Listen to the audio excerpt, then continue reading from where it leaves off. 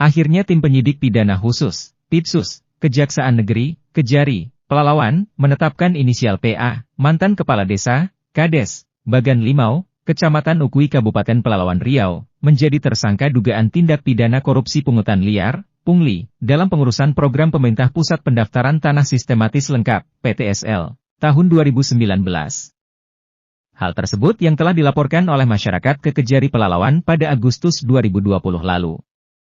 Meskipun pemeriksaan pertama telah dilakukan oleh Kasih Intel Kejari Pelalawan Sumbriyadi, SH, MH, pada 25 November 2020, terhadap sejumlah oknum pemerintahan desa, Pemdes, Bagan Limau, namun hal tersebut belum menetapkan tersangka. Kepastian hukum yang dinanti-nantikan oleh masyarakat desa Bagan Limau, kini menjadi jelas. Kepala Kejari Pelalawan Azrijal, SH, MH, yang didampingi Kasih Intel dan Kasih Pitsus Kejari Pelalawan, telah menetapkan PA mantan Kepala Desa Bagan Limau, menjadi tersangka dugaan tindak pidana korupsi pungutan liar, pungli, dalam pengurusan program PTSL tahun 2019, Kamis 7 Maret 2024 sekira pukul 15.20 waktu Indonesia Barat. Assalamualaikum warahmatullahi wabarakatuh. Salam sejahtera untuk kita semua. Baik, rekan-rekan media yang terhormat, pada hari ini tim penyidik telah melakukan gelar perkara, kemudian dengan alat bukti dalam perkara, keterangan untuk perkara pertama, perkara dugaan tindak pidana korupsi pungutan liar dalam program pendaftaran tanah sistematis lengkap Desa Bagan Limau, Kecamatan Ukui, Kabupaten Pelalawan tahun 2019. Itu saksi yang telah diperiksa 44 orang. Kemudian ahli ada 2, ahli dari pihak Badan Pertahanan Nasional BPN dan ahli hukum pidana. Kemudian melakukan penyitaan terhadap dokumen-dokumen yang terkait. Kemudian jumlah pungutan liar yang sampai dengan gelar perkara didapat oleh tim penyidik sejumlah Rp350.880.000. Kemudian kena minimal ada 2 alat bukti telah terpenuhi dan unsur-unsur pasal yang akan disangka telah terpenuhi, maka penyidik menetapkan tersangka pertama P selaku Kepala Desa Bagan Limau tahun 2019 dan 2 SM selaku Kawur Keuangan Desa Bagan Limau dan Sekretaris PTSL Desa Bagan Limau tahun 2019. Adapun pasal sangkaan kepada para tersangka, pertama, ke-1 melakukan pasal 12 huruf E Undang-Undang RI 3199 tentang pemberantasan tindak pidana korupsi sebagaimana telah diubah dan ditambah dengan Undang-Undang Nomor 20 Tahun 2001 tentang perubahan atas Undang-Undang RI Nomor 3199 tentang pemberantasan tindak pidana korupsi, junto pasal 55 ayat 1 ke 1 KUHP, junto pasal 64 ayat 1 KUHP. Ancaman pidananya 4 tahun paling singkat dan paling lama 20 tahun. Kemudian di alternatifkan dengan pasal 11 Undang-Undang RI Nomor 3199, junto pasal 55 ayat 1 ke 1 KUHP, junto pasal 64 ayat 1 KUHP. Ancamannya paling singkat 1 tahun, paling lama 5 tahun.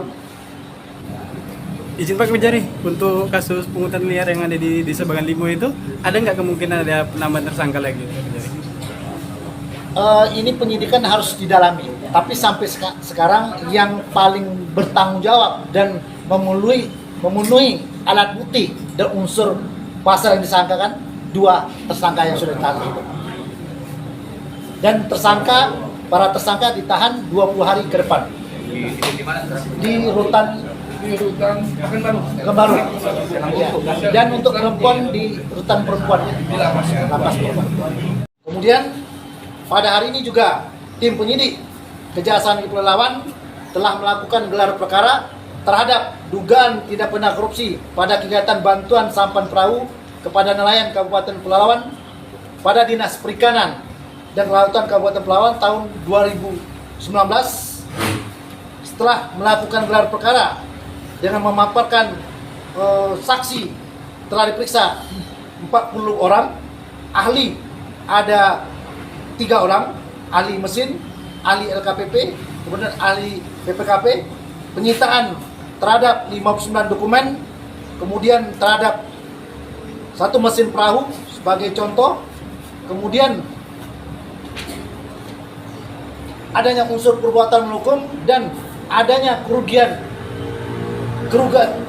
keuangan negara yang nyata dengan hasil audit dari auditor BPKP Purwokerto Riau sebesar Rp792.925.000. Maka oleh karena itu, karena terdapatnya minimal 2 alat bukti dan adanya kerugian negara dan telah terpenuhnya unsur-unsur pasal disangkakan, maka tim penyidik menetapkan tersangka pertama inisial TA selaku pejabat pembuat komitmen dan AN selaku direktur Optimus Marketindo selaku kontrak bersama. Adapun AN selaku direktur Optimus sampai dengan sekarang belum menghadiri panggilan kami dan sudah dipanggil secara patut. Oleh karena itu kami akan panggil secara paksa. Kemudian adapun perbuatan melawan hukum yang dilakukan oleh para tersangka untuk PPK, pertama, tidak melaksanakan kontrak. Kemudian pasal 17 ayat 1 huruf F, G Perpres nomor 16 tahun 2018 tentang pengadaan barang dan jasa. Kemudian pasal 11 ayat 1 huruf K dan O Perpres 16 tahun 2018 tidak mengendalikan kontrak, menilai pekerjaan penyedia. Kemudian pasal 11 ayat 2 melakukan tindakan yang mengakibatkan pengeluaran anggaran belanja. Pasal 57 ayat 2 dan lampiran peraturan LKP nomor 9 tahun 2018. Adapun untuk penyedia, perbuatan melakukannya tidak melaksanakan kontrak. Kemudian pasal 11 ayat 2 huruf A, pasal 57 ayat 3, pasal 17 ayat 2 Perpres 16 tahun 2018, lampiran LKPP nomor 9 tahun 2018 tentang pedoman pelaksanaan pengadaan barang dan jasa, pemerintah angka 8.1 tentang pedoman pelaksanaan pengadaan barang dan jasa melalui penyedia. Kemudian pasal 132 ayat 1 Permendagri nomor 13 tahun 2006 tentang pedoman pengelolaan keuangan negara. Pasal sangkaan terhadap para tersangka, pasal 2 ayat 1 junto pasal 55 ayat 1 ke 1 KUHP, pasal 3 junto pasal 5 ayat 1 ke 1 KUHP. Mungkin itu yang dapat kami sampaikan.